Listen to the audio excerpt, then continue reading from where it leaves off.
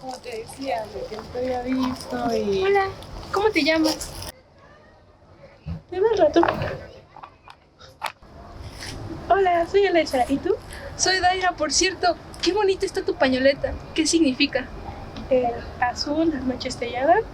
El gris, el equilibrio entre lo bueno y lo malo. El amarillo, verde, azul y rojo. Las diferentes secciones. ¿Y la tuya? La mía, mira. El amarillo es la alegría. El rojo es la pasión. El café es la fortaleza. Y juntos forman una fogata.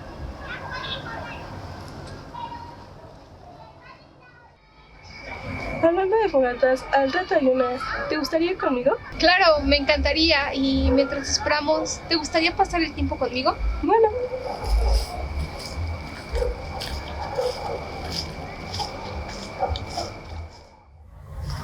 ¿Ves esas tres estrellas? Son el cinturón de Orión. ¿En serio? A mí, cuando era pequeña, me decían que eran los 3 Reyes Magos. Sí, también es una forma de verlo. Hablando de esa estrella, la más brillante es Sirius, la que guió a los 3 Reyes Magos en el desierto.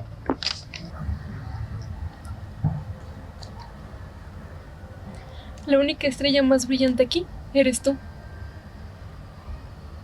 La fogata nos une, nos une. Vengan todos, cantemos, cantemos.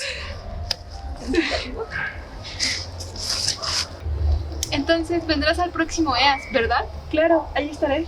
Entonces me quedaré con esto. Y me con esto. El próximo año, cuando nos veamos, nos lo regresamos. Es una promesa. Lo es.